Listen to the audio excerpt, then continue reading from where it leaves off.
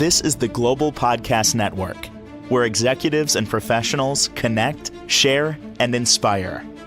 Stay tuned for the conversations that drive success.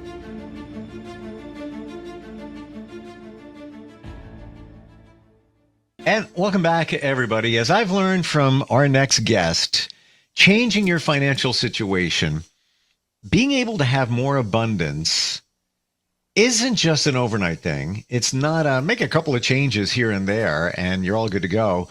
It really is an intentional situation, and it's all about your mindset, creating the habits and then continuing to adhere to them. And then you start realizing, wait a minute, I've got more money coming my way. There's things, the sun comes out, the financial sun comes out for you. We're going to talk with him. He is a financial coach, restores balance to your financial situation. So great to have him back with us. Richard Toral is on the program. How are you doing today? Hi, good. It seems like Thanks. How you doing, Steve? good. It seems like you really need to make this a habit. Just like if you wanted to lose weight, you have to be intentional about what you're eating, stick to it. Maybe there's a little cheating here and there, and when it comes to food, I guess you could equate that to, splurging a little bit here and there. What should we start with today? Small habits. I think small habits are very important to help creating discipline and sticking to the budget, sticking to your plan, sticking to your goals. And leave room for error, leave room for fun, leave room for splurging, like you say. But as long as you have a plan laid out, which usually the budget helps you with, you're trying to create an honest budget to make sure you list everything on there, and it should match your values, right? If you value going out with your friends, or if you value going out with your family for dinners, for time spent with family, then that should reflect in your budget.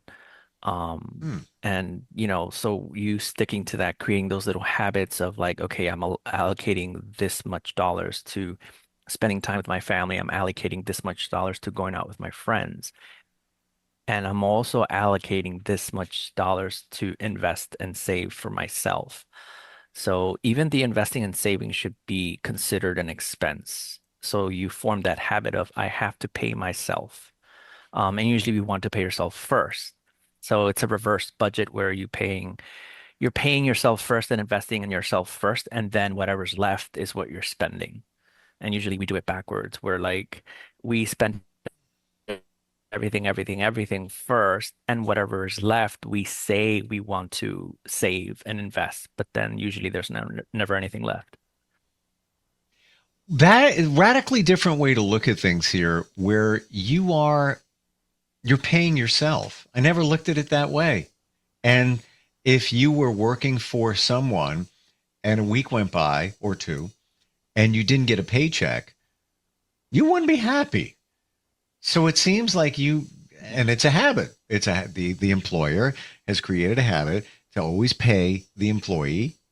So I seems to be kind of the same way, that you need to create that habit so you always pay yourself for savings. Yes, it's right. It's that self-investment. You need to invest in yourself. And by forming the habit of paying yourself first, you're creating that habit that, you're just as important as everything else. So you create the habit of allocating whatever you need for your emergency fund. And if that's already saved up, then you're allocating stuff to start investing in.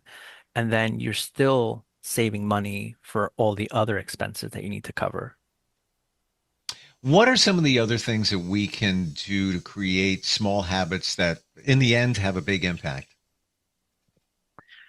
I would say automating a lot of things. So auto transfers, usually putting your credit cards on auto pay. I know it sounds scary because you're like, okay, what if my credit card bill is like thousands of dollars? And um, but if you're doing your budget honestly and following it, sticking to your budget and your goals, then your credit card payment should be roughly the amount that you projected to spend on expenses. So by you creating habits of paying that off every month, then you're avoiding interest. You're avoiding paying interest and all these other things. So those are the small habits you start to build, and then you never have to pay interest anymore. And then usually then the credit card companies start paying you with cash back and things like that. Other opportunities start showing up. Either credit score improves and you get bigger offers for loans and more credits and more credit cards. Um, and like making auto transfers, paying yourself first, right? So as soon as payday hits, your direct deposit should be transferring money into your investment accounts or your savings accounts that you will later invest into. And then whatever's left should be transferred to your checking account to make sure the bills are covered. So building those little habits, those auto transfers, make sure and ensures that you're going to follow through with the investing and the saving part. Because people just don't do that and they forget. We we mentioned credit scores here. Can you give us any insight on that? How long does it take? Let's say, I don't want to say you missed a payment because that stays with you quite some time. Unfortunately, painful. Um, but how long does it take to start seeing your credit score start to come up a little bit? I would say it depends on the amount of debt you have. It could be anywhere from 3 months to 6 months to a year, um, where you start to see some changes, some at least minor changes at the beginning. So if you have a lot of debt, the problem is that they break down. So in general, they say you should not have more than 30% of credit used because that lowers your credit score.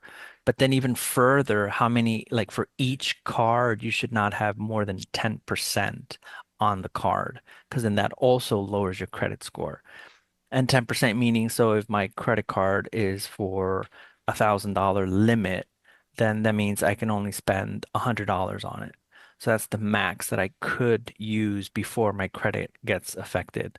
Um, which is why I usually tell people don't be afraid of credit cards. When you start working on paying off your debt, have more than one credit card so that you're not putting all your expenses on one credit card and you're too close to the limit and that affects your credit score negatively. So have like four, five, six. I have six credit cards. Wow. And this way you're using each card for different things. So some cards offer 5% for restaurants, so that card is specifically just for dining out. Other cards offer 5 to 3% for other things like groceries. So use those for just groceries. So this way you're spreading your expenses across various cards and you're never reaching that 10% cap. And that helps keep your credit score higher. That improves your credit score. So that debt to income ratio, it's like where the problem is, too many people have too much debt rolling over in their credit card, so that lowers a credit score. Um, and go figure, having loans is a good thing for your credit score. Having loans means that you're responsible enough that they loaned you money and you're making monthly recurring on-time payments. That's the other thing. You don't want to miss credit card payments, which is why it's important to put credit cards on auto pay. This way you don't forget. It Mm. doesn't affect your credit score negative. You money, you're showing that you're responsible by making monthly on-time payments. So having loans on your credit usually increases your credit score.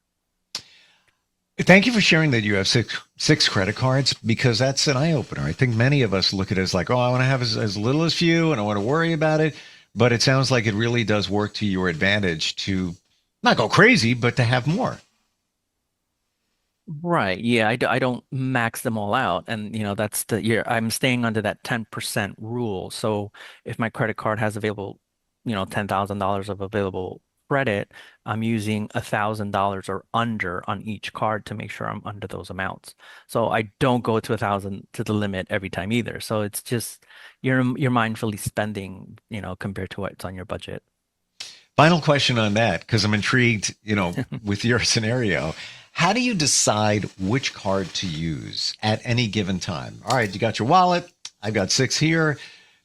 Are you keeping track of the balances on the cards?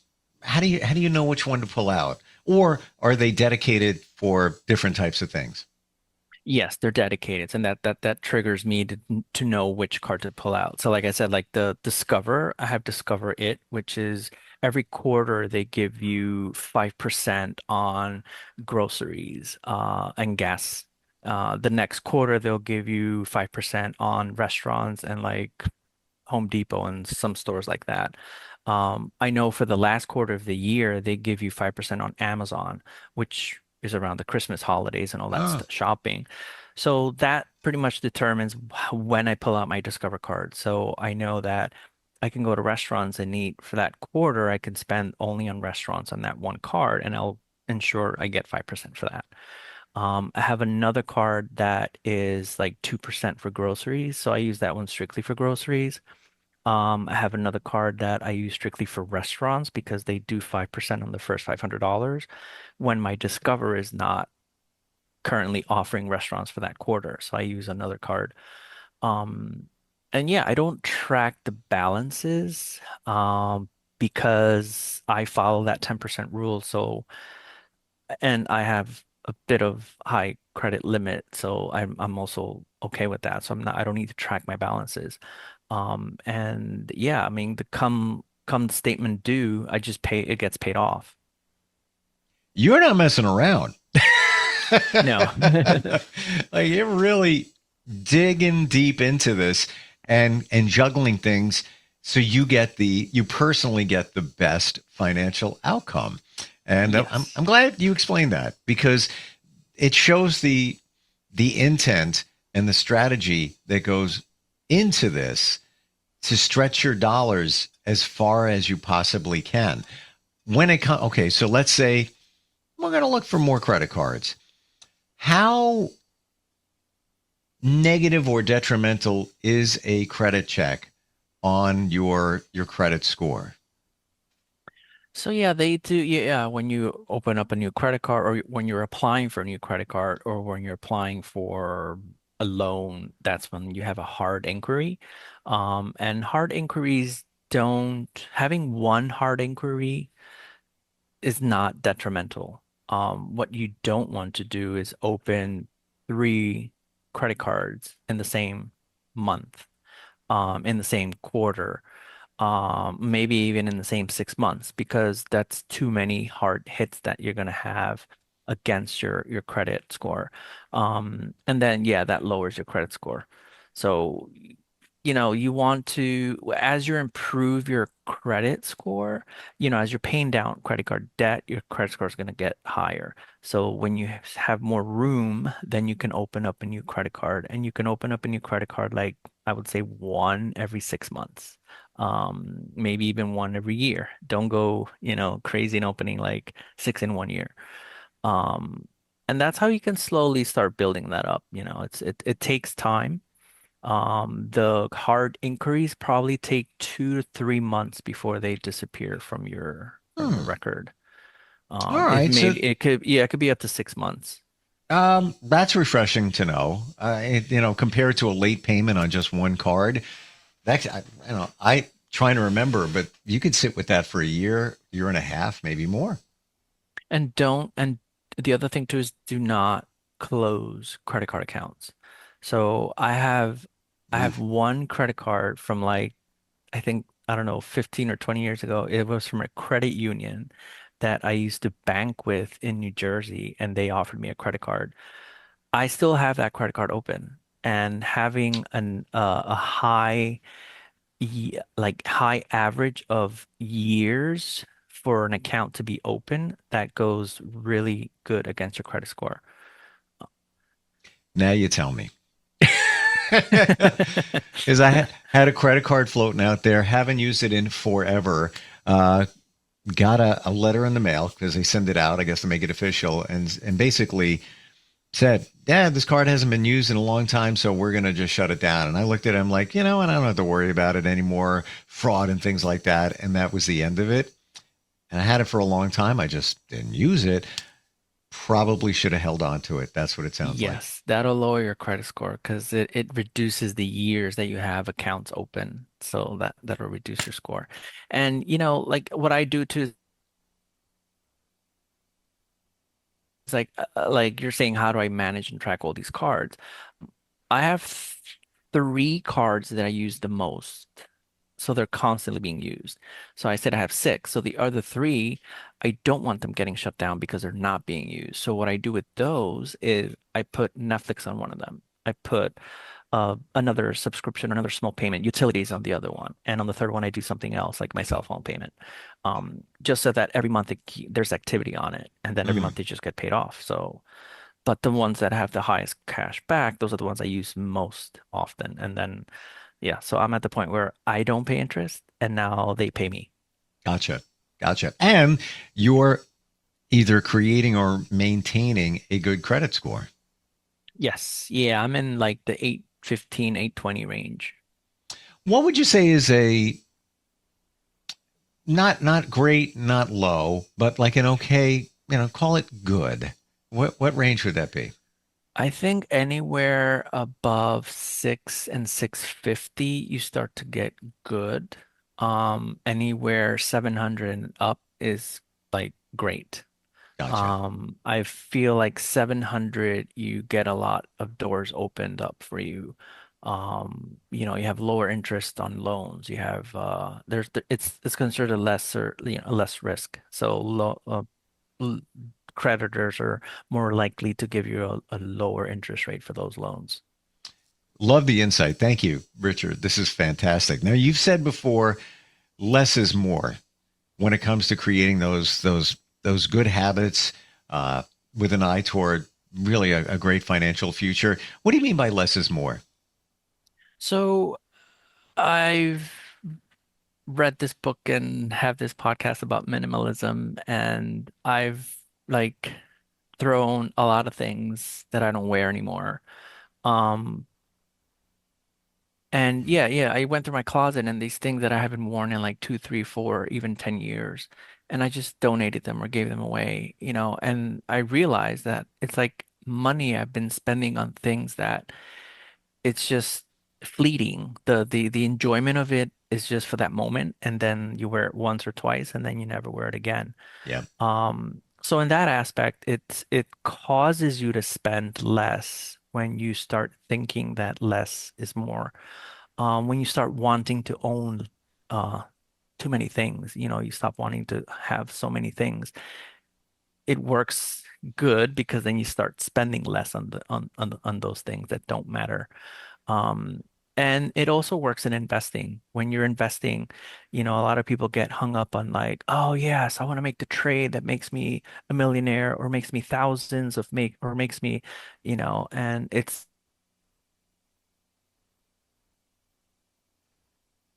not about day trading. I have one portfolio that has like 3 or 4 ETFs. That's it. So it doesn't have like every single, ETF out there. So that's another thing too in investing. It's less is more is better because you're not tracking all these ETFs that you need to make sure that they're doing well and they're not like going bankrupt or whatever. And the expense ratios that that they all have. And also you're you're you're kind of repeating or, one ETF might have the same companies that you're investing in this other ETF. So there's overlap in what you're investing in. So that's also kind of like diluting your investments because you're splitting dollars between one ETF and another that are investing in the same companies. So that's another thing to think about too. It's like less is more. How do you decide whether to make a purchase? Do you sit with it for a little while, whether it's a $10 t-shirt or whether, it's something bigger, a couple of $100 and if not more? How do you approach it with this new minimalistic mindset? The question should be, do I need this? Or do I want this? Hmm. The question, if it's an I want this because it looks cool and I haven't bought myself something in so long, That's usually just tied to an emotion, and then it'll probably just sit in the closet and like collect dust. Um, versus something do I need? If it's something that I need, I'm most likely going to use it more than once, more than 5 times, and it'll get a good value out of it. Um, if it's a I mean, there are low priced items that I'm like, you know what? I really like this case for my phone because it holds my ID on it and it has a pop up and like, okay, cool, it's practical. And then higher priced items, I would definitely put a lot more thought into it. And also maybe, yeah, sit with it for a week. It's Mm, $600. Do I really need to spend $600 on this one item?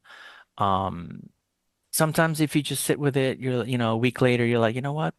I've gone a week, a month without actually thinking about it because if you need something, you need it right away. You need to use it right away. So if a whole month mm. goes by, it's like, okay, well, I guess I didn't really need this like right now. And then it might go on sale at some point. I bought a robot vacuum about a week and a half ago. A little pricey. My friend had one. I'm like, yeah, that's really cool.